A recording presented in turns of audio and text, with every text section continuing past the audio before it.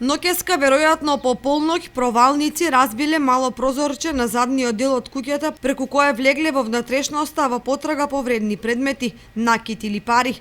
Меѓутоа, по деталното пребарување не пронашле плен каков што очекувале од гастарбајтер во Швајцарија, па бесни и со намера да ги покријат трагите, подметнале пожар со цел да ја запалат куќата.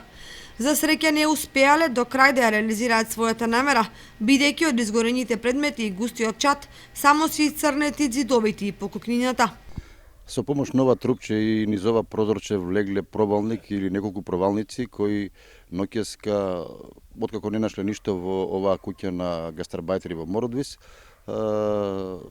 најверојатно предизвикале пожар, меѓутоа за среќа истиот не се проширил и не ја пеплосал целосно куќата, туку направил поголема штета од густа чад која буквално ја поцрнала целата внатрешност на куќата на луѓето кои работат во Швајцарија.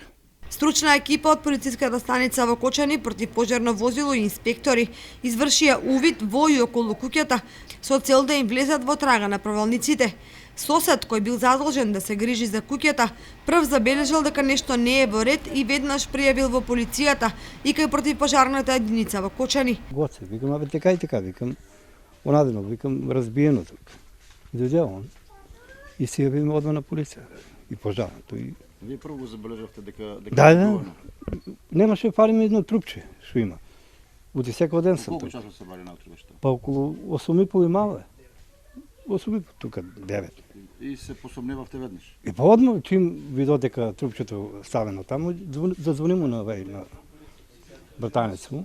Викам, дојде, викам, така и така, викам. Вика ова. И клучото, жена му пошта работи. Звони и на полицијата и на пожарната. Тој вели дека имало и траги од крв, најверојатно од некој од провалниците кои се истекол од скршеното стакла на прозорчето. Видова и крвта таму, со камерите, ако покажат. Има две... Дали имаше дим или беше изгаснато се? Па жешко беше, не сум надркал, викам, полицијата ќе дојде да траговете да не онада. Според него, за кусо време ова е втора провална кражба во Мородвис, што значи дека крадците се настравили на селото, во која многу куќи се празни поради тоа што собствениците се на работа во странство. Па има најден Бујко 40.000 евра му крадува. Главно се нудат куќи на луѓе кои се на привремена работа во странство. Па нормално. Нема домаќини овде. Да. Дали претпоставувате дали крадците се од тука или може од страна доаѓаат? Од дека знае. Кој ќе знае тоа? Кој ќе? Да, од дека знаеш.